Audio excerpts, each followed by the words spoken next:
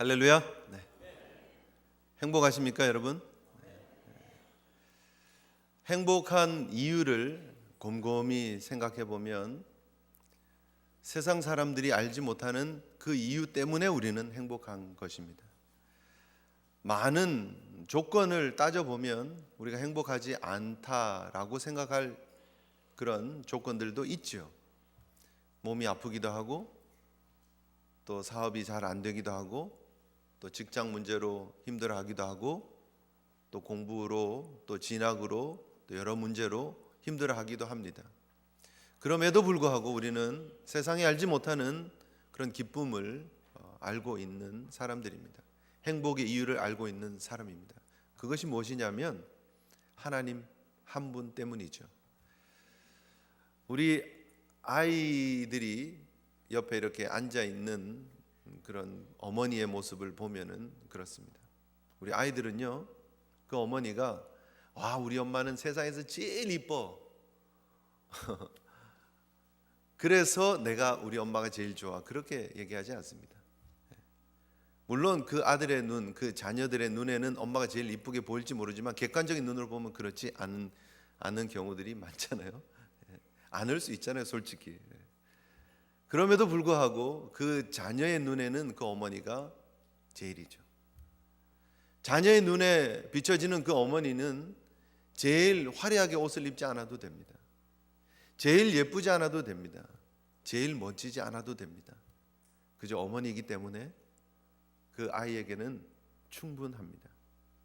내 삶의 모든 존재의 이유가 그 어머니로부터 비롯되어졌고, 내가 지금 삶을 살아가는 순간순간 그 어머니의 보호하심 때문에, 그 어머니의 인도하심 때문에 내가 살아가고 있기 때문에 그 어머니 한 분이면 충분합니다.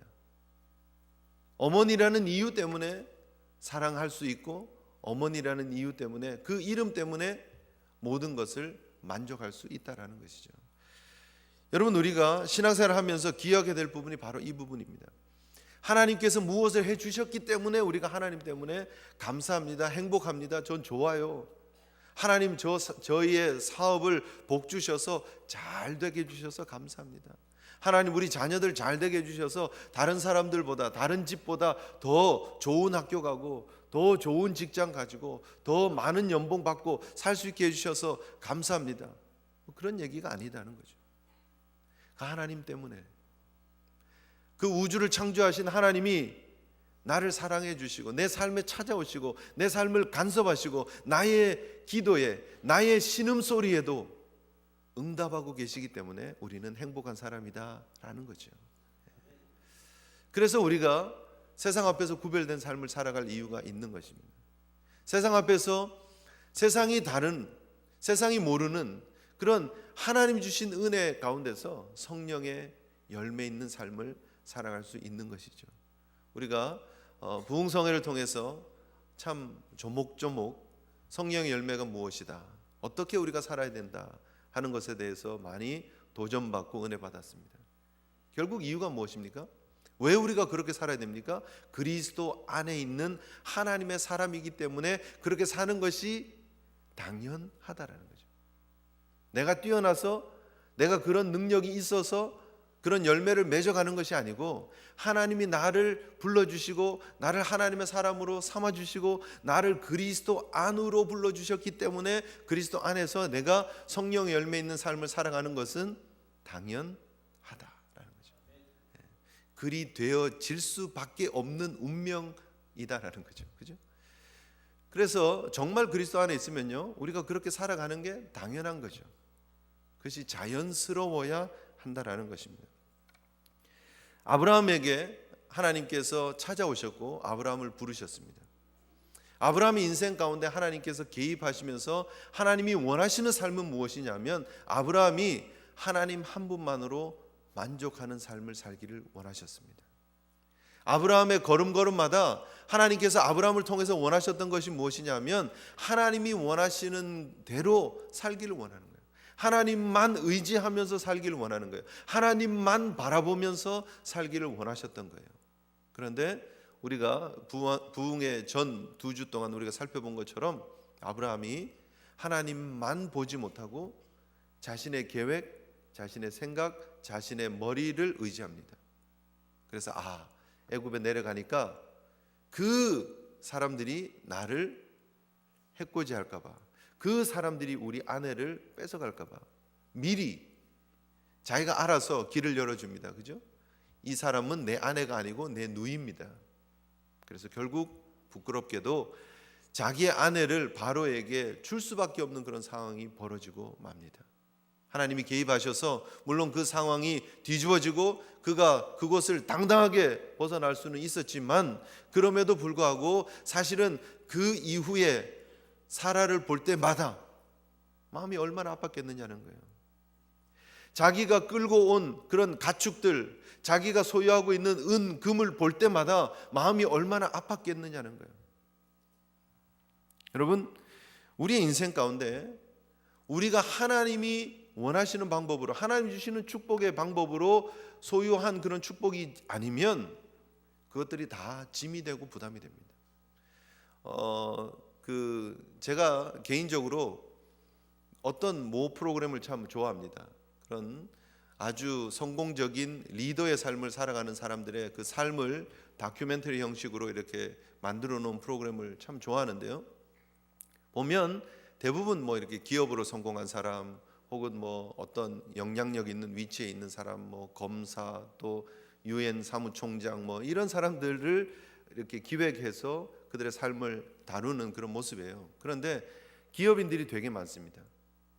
기업인들이 되게 많은데 그 기업인들의 그 영상을 이렇게 딸 때 보면요, 어떤 영상들이 제일 많으냐면 그 사람들이 소유하고, 예를 들면 농사를 하는 사람이면요, 자기 예를 들면 올리브 오일이 있는 그런 팜트리들이 쫙 몇십만 평 있다 그러면 그 몇십만 평 팜트리가 있는 그 위를 헬기를 타고 타다다다다닥 지나가면서 그걸 이렇게 내려다 보는 장면을 딱 잡아서 시작합니다.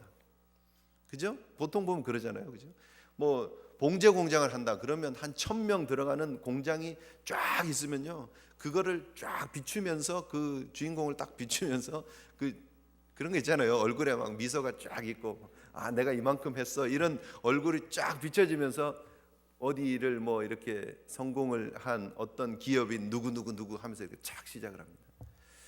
그런데 그분들의 표정을 이렇게 보면은요, 그분들이 이루어 놓은 그것들을 보면서 아주 흡족해 하면서 내가 이만큼 했어 자랑하는 듯한 그런 표정들을 보게 되죠.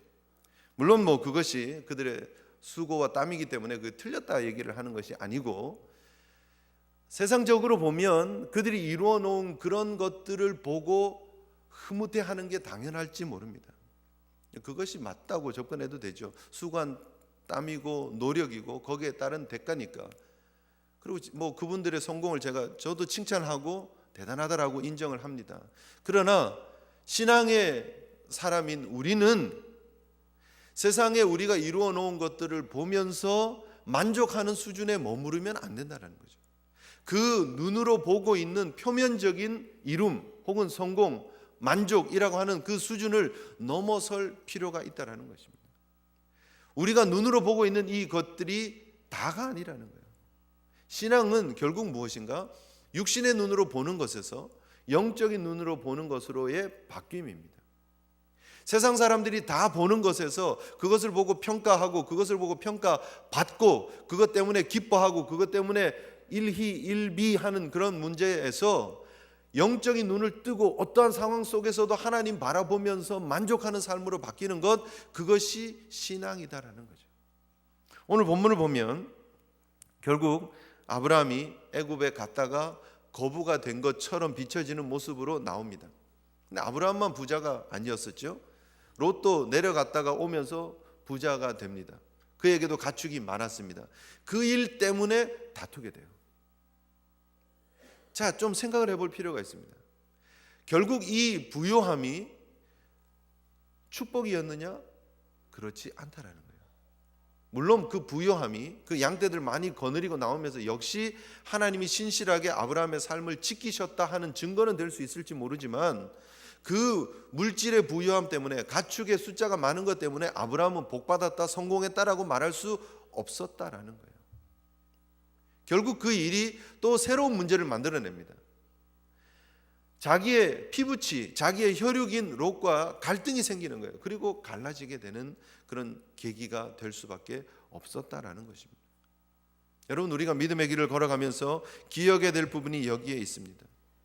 과연 이 일이 하나님이 주신 축복인가 아닌가? 과연 이 일로 인해서 내 주변이 평안한가? 과연 이 일로 인해서 하나님의 덕을 드러내고 있는가 아닌가를 살펴볼 필요가 있다라는 거예요. 오늘 본문을 보면 참 재미있는 표현이 있습니다. 6절 보십시오. 6절 보시면 그 땅이 그들이 동거하기에 넉넉하지 못하였으니 이는 그들의 소유가 많아서 동거할 수 없었습니다. 소유가 많으면 좋은 거 아니에요? 그런데 소유가 많아서 문제가 된 거예요. 근데 참 재밌는 거는 7절입니다. 우리 7절 같이 한번 읽겠습니다. 시작.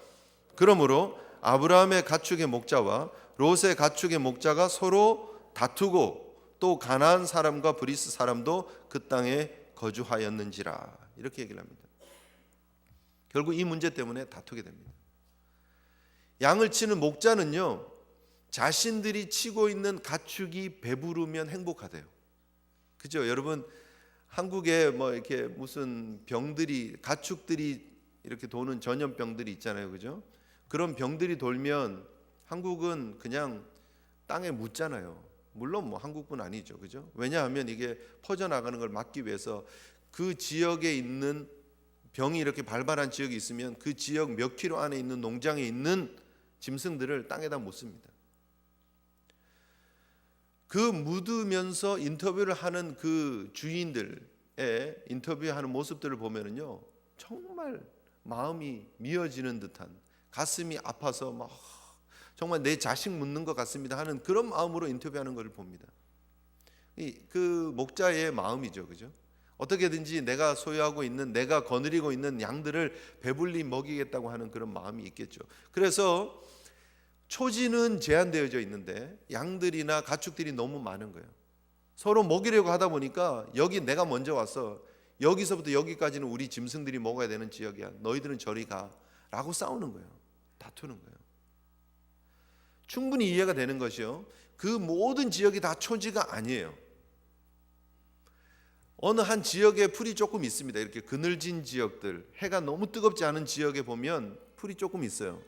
거기 가서 이렇게 먹으면 뿌리까지 양들이 막 다 뜯어 먹어버리기 때문에 그 다음에 오는 떼들이 먹을 수가 없어요. 북쪽으로 올라가야 풀이 조금 있는데 가서 먹이고 오고 가서 먹이고 오고 그래야 됩니다. 베델과 아이쯤에는 풀이 조금 있었을 거예요. 그런데 많은 소유의 가축들이 와서 동시에 뜯어 먹으려니까 이게 모자라는 거예요. 그래서 서로 다투는 거예요. 결국 많다는 것들이 축복인 줄 알았는데 그것 때문에 서로 싸우는 거예요. 정말 재밌는 표현은요, 그런데 누구와 다투었느냐 하면 가나안 사람들과 아브라함의 목자가 싸운 게 아니에요. 브리스 족속의 목자들과 롯의 목자들이 싸운 게 아니에요. 누구하고 누구가 싸웠죠? 아브라함의 목자와 롯의 목자가 싸운 거예요. 내분이 일어난 거죠. 오늘 본문을 보면 아브라함의 가축의 목자와 롯의 가축의 목자가 서로 다투었다 이렇게 표현하고만 있지 않고요, 그 다음에 가나안 사람도 브리스 사람도 그 땅에 함께 거주하고 있었다라고 분명히 얘기를 합니다. 왜 이 배경을 얘기를 하고 있을까라는 거죠. 아브라함과 롯이 다투는 그 땅에 다른 사람들도 살고 있었다라는 거예요. 그들이 하나님의 부름을 받고 축복의 삶을 살고 있지만, 하나님이 책임지시는 삶을 살고 있지만, 그들이 살고 있는 그 환경의 세링은 어디냐? 사람들이, 가나안 사람들이 살고 있고 브리스 사람들이 살고 있는 그 땅에 역시 살고 있다라는 거예요. 좀 생각해 보면은요, 여러분, 우리에게 엄청난 도전이 되지 않을 수가 없습니다. 우리가 살고 있는 이 땅에서 우리가 살아가는 이 모습이 우리에게만 국한되어지는 모습이 아니에요. 하나님과 우리와의 관계로만 끝나는 것이 아니라 주변에 있는 가나안 사람들, 브리스 사람들이 다 쳐다보고 있는 삶을 우리가 살아가고 있다는 거예요. 드러나 있는 삶을 살아가고 있다는 거예요. 총회 얘기를 가능하면 안 하려고 합니다. 저도 간단하게 말씀드리면, LA에 있는 모 호텔 안에서 저희들이 회의를 했습니다. 그런데 그 사건이 모든 신문지상에 지금 다 나와버렸어요. 나와보니까 뭐 저는 회의만 하고 있다가 나왔는데 알고 봤더니 목사님 괜찮아요 하고 막 연락이 오는데 뭐 미주 그냥 중앙일보인가 뭐 이런 데 다 나왔다면서요. 회의했던 내용이 나왔다는 거예요. 얼마나 마음이 아프고 무거운지 모릅니다. 교회 안에서 벌어지는 사건들이, 개교회 안에서 벌어지는 사건들이, 노회 안에서 벌어지는 사건들이, 교단 안에서 벌어지는 사건들이 우리끼리만 울타리를 쳐놓고 우리끼리만 머물러 있는 이야기들이 아니라 이것들이 밖에서 다 드러나 있고 보고 있는 사건들이라는 거예요. 우리가 신앙인으로서 살아가는 그 삶의 현장에서 살아가고 있는 그 모습들이 비밀이 지켜지고 우리끼리만 하나님과의 관계 속에서 살아가는 그런 모습들이 절대 아니라는 거예요. 다 드러나 있다라는 거예요. 우리가 살고 있는 그 직업의 현장, 직장의 현장, 또 여러분이 다니고 있는 그 학교의 현장, 여러분이 아이들이 키우고 살아가고 있는 그 집, 그 주변에 있는 모든 사람들이 우리의 삶을 지켜보고 있다라는 거예요. 우리가 어떻게 살아가느냐가 얼마나 중요한지 모릅니다. 이 시대에 우리가 과연 믿는 크리스찬으로서 우리가 어떤 삶을 살아가느냐가 너무너무 중요하다는 거예요. 세상을 향해서 여러분 하나님을 향한 믿음으로 메시지를 드러내시고 세상이 우리를 바라보고 우러러보고 존경할 수 있는 믿음에 구별된 삶을 살아가시는 저와 여러분 되시기를 주님 이름으로 축복합니다. 우리가 어떻게 살아가느냐가 하나님 나라의 확장을 위해서 하나님 영광을 드러나는 일을 위해서 쓰일 수도 있고요, 아니면 하나님 영광 가릴 수도 있다라는 거예요. 아브라함이 보니까 자기의 목자하고 롯의 목자들이 싸우는 거예요. 바로 결단을 냅니다. 이게 아브라함이 큰 소리 칠 수 있잖아요. 내가 연장자인데. 그렇게 얘기할 수 있어요. 롯에게 하나님이 나를 불렀고 하나님이 나를 축복한다 그랬고 하나님이 나를 복의 근원으로 삼는다 그랬어.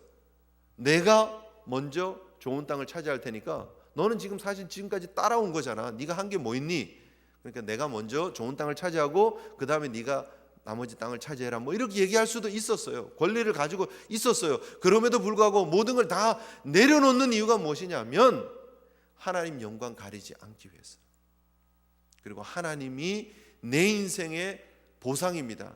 하나님이 내 인생의 모든 리워드입니다. 그죠? 하나님이 나에게 상급입니다. 그런 말이죠. 그래서 나는 다 내려놓을 수 있다라는 거예요. 여러분 어떻습니까? 여러분 삶에 모든 건 내려놓을 수 있습니까? 내 삶에 주의 이름으로 손해보면서 주의 이름으로 포기하면서 주의 이름으로 남이 잘 되는 거 보면서 박수 쳐줄 수 있는 그런 삶을 살아가고 계십니까? 그것이 하나님만 바라보는 믿음의 사람의 든든한 모습인 줄 믿습니다. 왜 우리가 아둥바둥하느냐? 왜 우리가 안절부절하는가? 왜 우리가 다른 사람이 잘 되는 걸 보고 배가 아파하는가?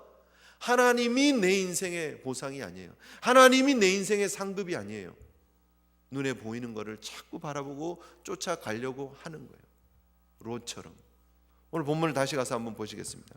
아브라함이 너무너무 멋있게 얘기를 합니다.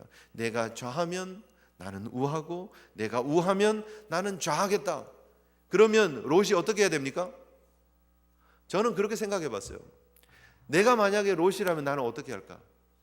여러분이 만약에 롯이라면 여러분 어떻게 할 것 같아요? 오, 삼촌 알겠습니다. 저기 땅이 좋은 것 같은데 제가 저쪽으로 갈게요 하고 요단 들녘으로 가서 그냥 잽싸게 빨리 차지해야지 하고 차지해버리는 이 롯처럼 하면 되느냐는 거예요. 그게 축복도 아닌데 사실은. 13장 그 다음에 14장에 어떤 내용이 나옵니까? 롯이 잡혀가는 내용이 나옵니다. 축복의 땅인 줄 알고 쫓아갔는데 그 땅에서 오히려 잡혀가요. 오히려 노예가 될 상황이 되는 거예요. 아브라함이 가서 구해주지 않았으면 영락없이 큰일 날 뻔한 그런 상황이 바로 벌어지는데 그 한 치 앞을 보지 못하고 롯은 눈앞에 보기에 좋은 땅을 향해서 그냥 가는 거예요. 무엇이 차이였느냐? 무엇이? 오늘 본문에 재밌는 표현이 나옵니다. 여러분 보십시오. 10절 한번 보십시오. 10절.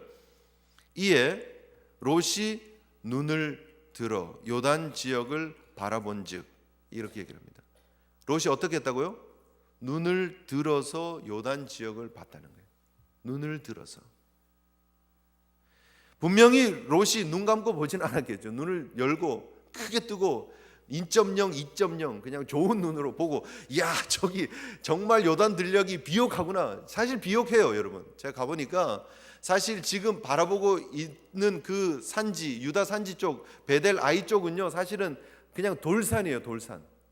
그 거기에서 밑으로 요단 들녘을 쭉 내려다 보면은요 그 밑은 비옥한 강 좌우로 물이 있는 그런 푸르른 땅이에요. 지금도 보니까 그쪽으로 농사는 사실 요단강을 중심으로 해서 농사들이 다 지어지고 있습니다. 그 산꼭대기에는 그냥 사람들이 그냥 집 짓고 사는 지역이에요. 아무것도 없어요. 거기서 농사 짓기 너무너무 어렵습니다. 풀은 너무너무 없습니다. 유목민들이 거기서 살 수가 없습니다. 힘든 땅이에요 사실. 2.0, 2.0 눈으로 보면은요 육신의 눈으로 보면은요 요단 들녘이 훨씬 좋은 땅입니다. 그런데 롯이 눈을 들어서 거기를 봤다라고 얘기를 하지만 그가 본 땅은 잘못된 눈으로 본 땅이었어요. 반대로 여러분 보십시오. 14절 한번 보세요. 14절 같이 한번 읽습니다. 시작. 롯이 아브라함을 떠난 후에 여호와께서 아브라함에게 이르시되 너는 눈을 들어 너 있는 곳에서 북쪽과 남쪽과 그리고 동쪽과 서쪽을 바라보라 얘기를 합니다. 자, 롯이 눈을 들어 어디를 봤다고요? 요단 들녘을 봤습니다. 무슨 눈이었어요? 육신적인 눈이었습니다. 아브라함이 여호와께서 눈을 들어 보라 그랬을 때 눈을 들어서 동서남북을 쳐다봤습니다. 그때 바라본 땅은 믿음으로 보는 영적인 눈으로 보는 그런 눈이었습니다. 눈을 들어라는 표현은 똑같을지 모르지만 들어서 보는 것이 다르다라는 거예요. 자, 어떻게 달랐는가? 자, 여러분 10절에 다시 가서 보시면 롯이 눈을 들어서 어디를 보느냐? 소알까지 온 땅에 물이 넉넉한 것을 보았습니다. 여호와께서 소돔과 고모라를 멸하시기 전이었으므로 뭐라고 표현합니까? 시작. 여호와의 동산 같고 애굽 땅과 같았더라. 이것이 롯의 수준입니다. 롯의 영적인 수준이 요거밖에 안 돼요. 롯의 눈으로 자기는 내 눈이 얼마나 좋은데 삼촌 잠깐만 내가 볼게요. 그리고 자기 눈으로 보기에 좋은 땅을 골랐는지 모르지만 그 눈은 오염된 눈이었어요. 그 눈은 영적인 판단이 흐려진 눈이었어요. 이미 여호와의 동산하고 애굽 땅이 같이 갈 수가 없는 거예요. 그런데 그는 여호와의 동산 같고 애굽 같다라는 거예요. 문제죠. 롯이 지금 아브라함을 따라서 바로가 살고 있던 애굽에 한번 갔다 왔어요. 애굽에 가서 보니까 비옥한 땅이 나일 나일의 델타 지역 그 하류의 그 비옥한 지역을 본 거예요. 농사가 잘 되는 것을 봤습니다. 역시 물이 있어야 농사가 잘 되는 거야. 그렇지. 요단 들녘이 물이 있으니까 농사가 잘 되지. 그렇지. 그 농사가 기본이 되고 그리고 거기에 문화가 새로워지는 거야 라고 얘기를 하는 거예요. 거기에 문명이 발전이 있는 거야. 그렇지. 그래서 여호와의 동산 같고 애굽 같았더라. 애굽이 아직도 머리에 있는 거예요. 애굽이 좋아 보이는 거예요. 애굽이 성공적인 땅으로 보이는 거예요. 애굽이 축복의 땅으로 보이는 거예요. 하나님 없이 바로를 신으로 섬기고 있는 그 땅이 여전히 좋아 보이는 거예요. 그곳에 높은 빌딩을 짓고 그곳에 피라미드를 세우고 그곳에 화려한 건축 문화가 있는 그곳이 여전히 부러운 거예요. 그래서 여호와의 동산 각고의 애굽을 갖다 붙이고 싶은 거예요. 하나님 복을 주시려면 하나님의 동산에 애굽을 붙여주세요. 그거예요. 우리가 오늘날 신앙생활하면서 그렇게 하는 경우가 얼마나 많은지 모릅니다. 여호와의 동산에다가 애굽을 갖다가 붙이려고 그래요. 하나님이 임재가 있는 곳, 하나님의 축복이 있는 곳이 여호와의 동산입니다. 그곳에 하나님이 다스림이 있는 곳이 여호와의 동산입니다. 그런데 거기 애굽의 화려한 문명을 붙이기를 원해요. 애굽에 돈이 많고 애굽에 편안하고 애굽에 쾌락이 있고 애굽에 즐거움이 있는 것을 붙이기를 원해요. 그래서 교회는 다니지만 신앙생활을 하지만 하나님이 우리의 인생의 주인이라고 말하고는 있지만 그래도 하나님 부자 되게 해주세요.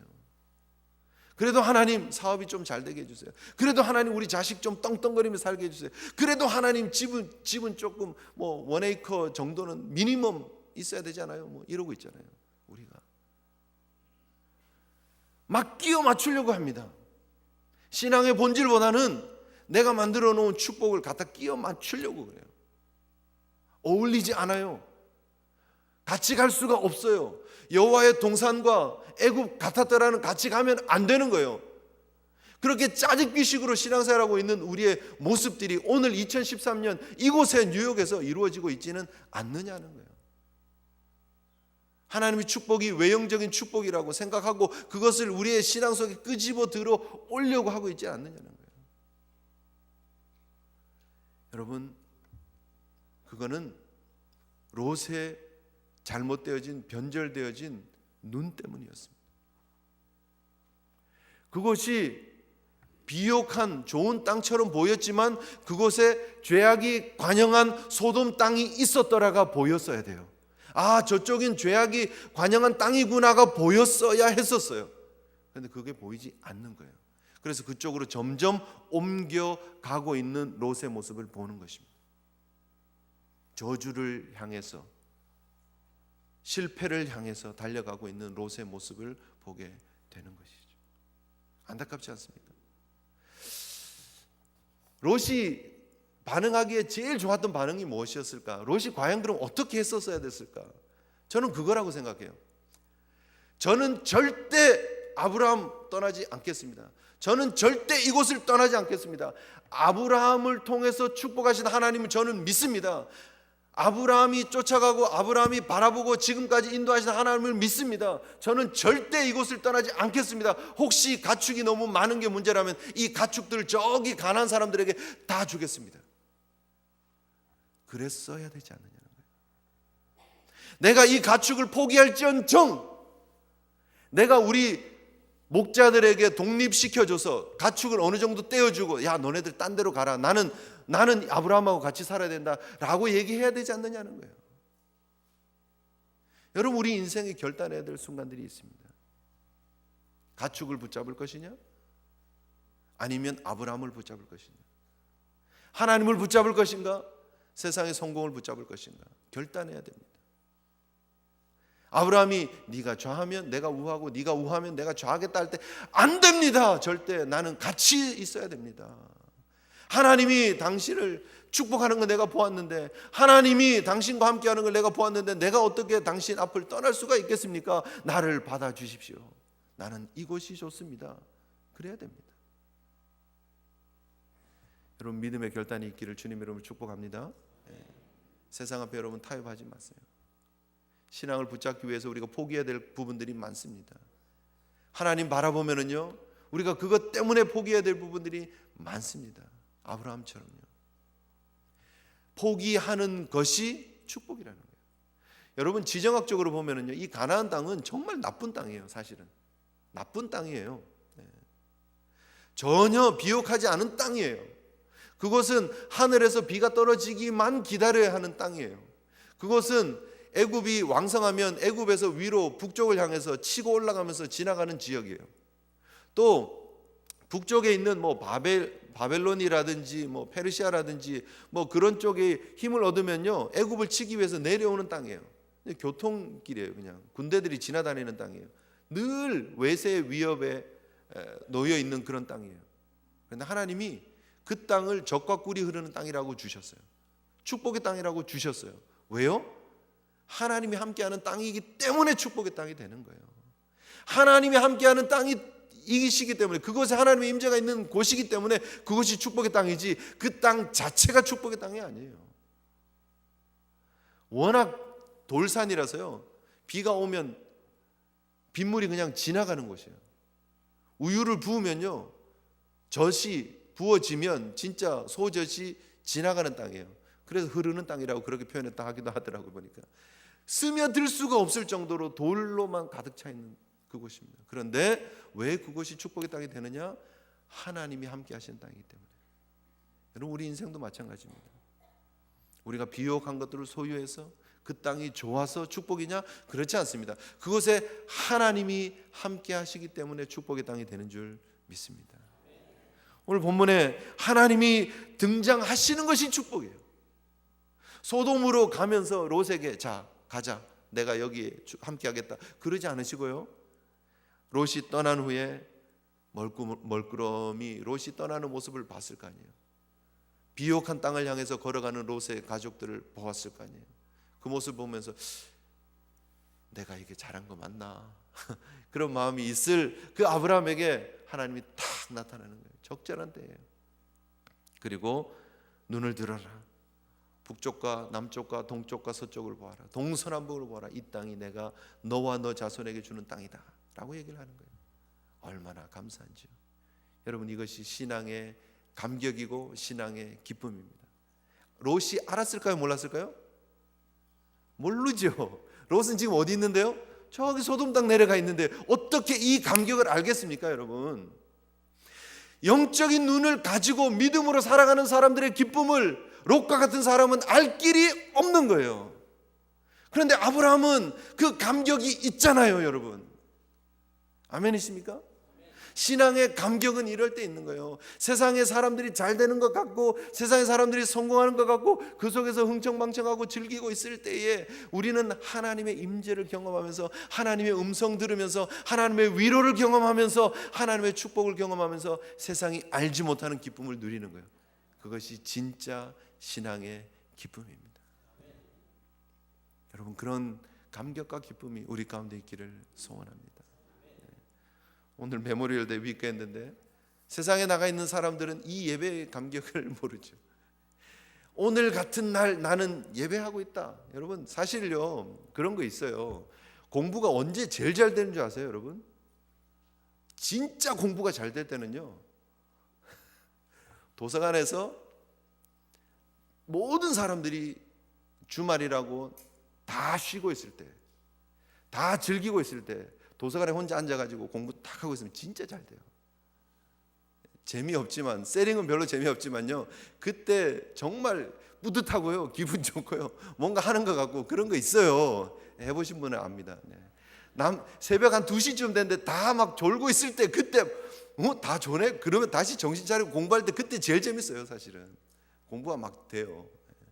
세상에 취해 있을 때 우리는 신앙으로 간다, 나는 내 길을 가리라, 그럴 때 얼마나 재밌는지 몰라요. 이거는 롯이 막 풀을 막 뜯어 먹으면서 막 목자들하고 양떼들 끌고 소아를 향해서 막 내려갈 때 아브라함이 하나님 만났을 때 그 기쁨은요, 세상 어떤 누구도 알지 못하는 기쁨이에요. 진짜 기쁨이죠. 여러분, 그런 기쁨을 발견하기를 소원합니다. 하나님 안에서의 기쁨, 그리스도 안에서의 기쁨, 정말 십자가의 그 기쁨을 우리가 발견하면요, 세상에 어떤 것도 비교할 수 없어요. 그래서 아브라함이 세 번째 예배를 드리는 거예요. 물론 계속 예배를 드렸겠죠. 그러나 성경이 기록한 세 번째 제단을 쌓는 것입니다. 성경을 다시 가셔서 12장 8절 보세요. 12장 8절.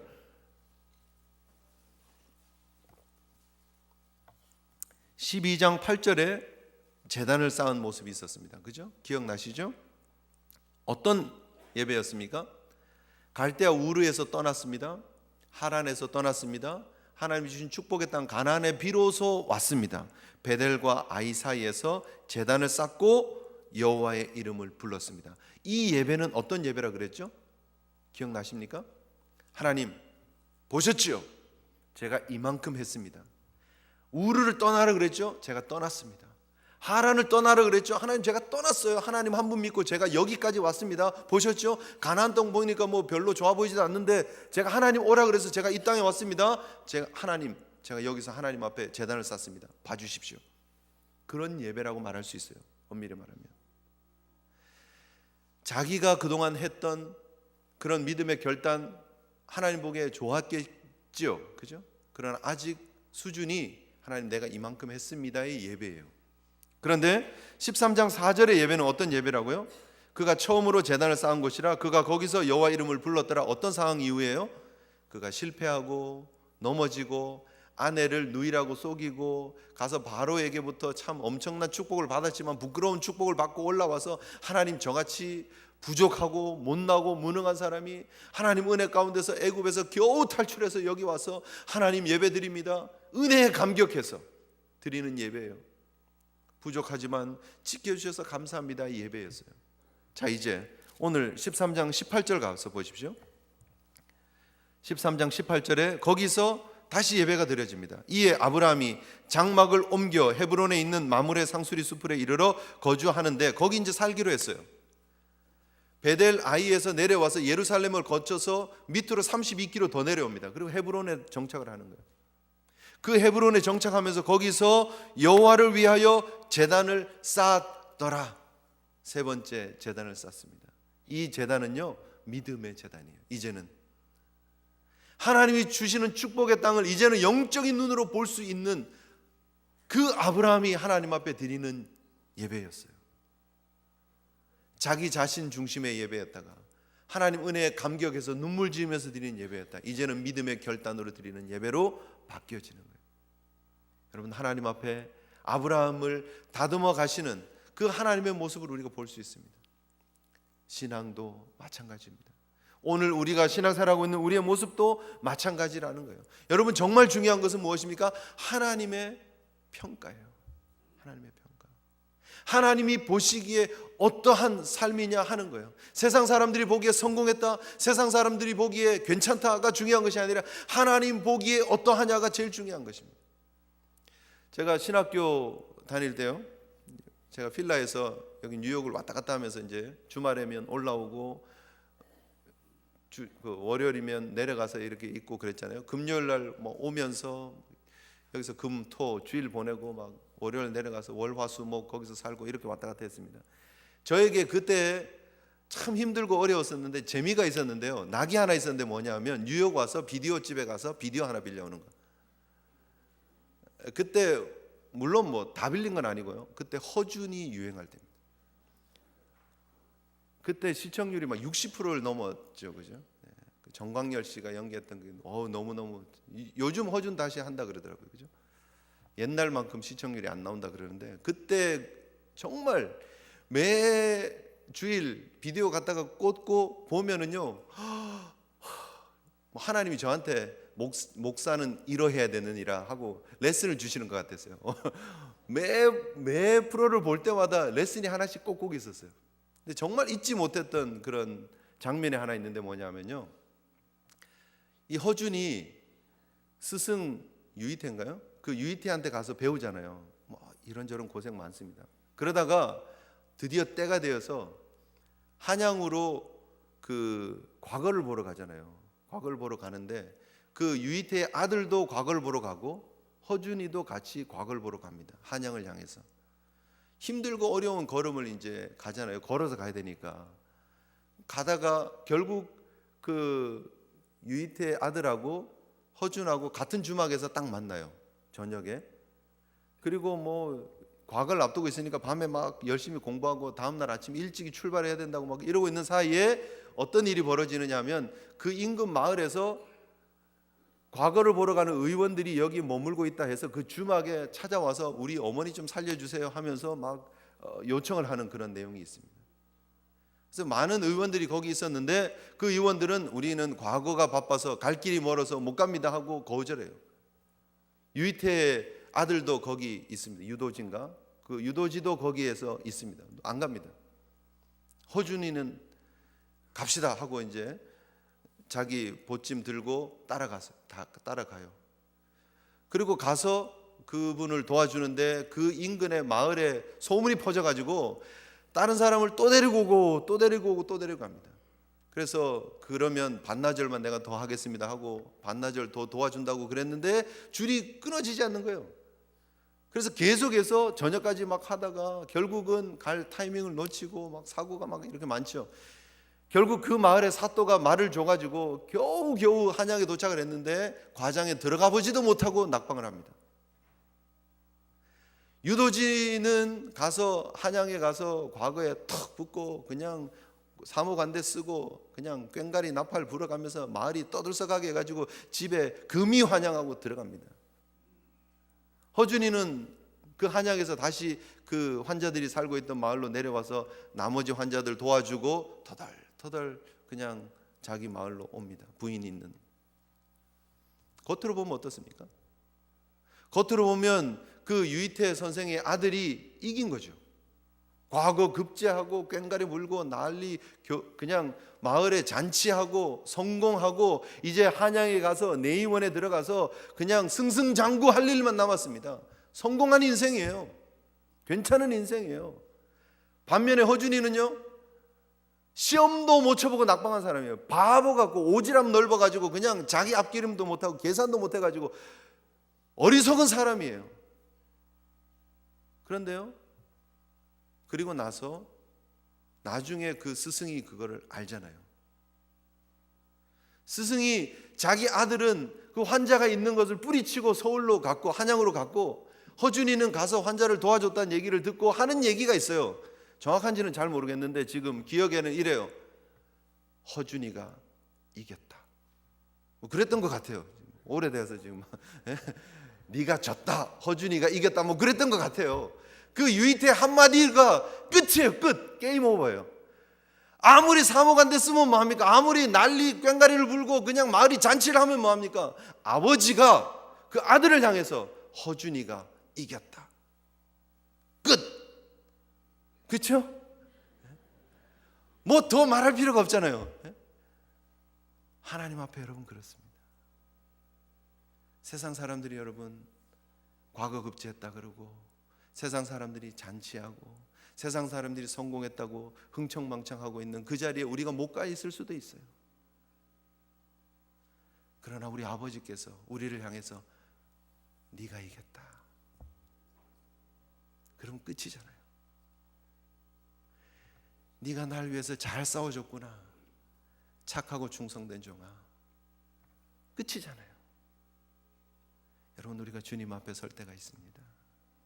눈에 보이는 소알 땅 보고 소돔 땅 보고 흥분하지 마시고 육신의 눈으로 우리가 그것들을 바라보면서 죄악의 도성을 향해서 걸어가지 마시고 아브라함처럼 믿음의 눈으로 주님 바라보며 주님 임재 바라보며 그분의 평가 바라보며 믿음의 걸음 걸어가시는 저와 여러분 되시기를 주님 이름으로 축복합니다. 하나님 앞에 기도했으면 좋겠습니다.